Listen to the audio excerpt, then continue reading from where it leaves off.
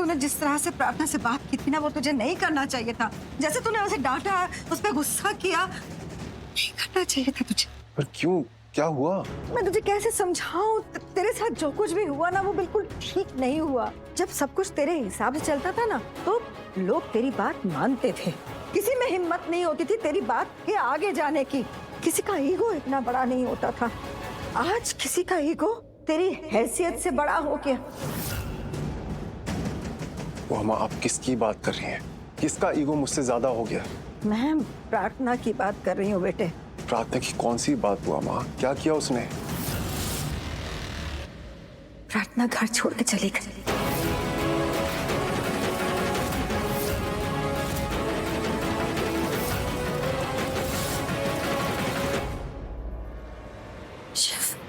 बेटा मैंने उससे बहुत विनती की, मैंने उसके आगे हाथ जोड़े, उससे प्रार्थना की, उसके आगे गिड़गिड़ाई की, मत जा, रुक जा बेटा, रुक जा।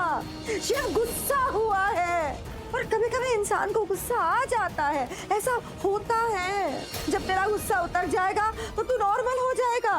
लेकिन वो नहीं मानी शिव, चली गई वो। मेरी एक बात नहीं सुनी उसने। बेटे आज तक जिंदगी में कभी ऐसा नहीं हुआ, कभी ऐसा नहीं हुआ है कि मेरी मिन्नतें करने के बाद, हाथ जोड़ने के बाद भी किसी ने मेरी बात का मान ना रखा हो। उसने मेरा मान नहीं रखा। वो माँ, आपको उसके आगे हाथ नहीं जोड़ने चाहिए थे। अगर उसे जाना था तो जाने देते, उसे रोकने की कोई जरूरत नहीं थी। एनीवे, जो हुआ सो हुआ। वैसे भी यही तो होना था, या तो हम उसे घर से निकालते या वो खुद अपनी मर्जी से चली जाती। और आप भी तो यही चाहती थी ना कि मैं उसे रिश्ता तोड़ दूं, उसे छोड़ दूं। सो इट्स गुड कि प्रार्थना इस घर से चली गई। अब इस घर में प्रार्थना की कहानी खत्म हो गई है। Her chapter is over. Shiv,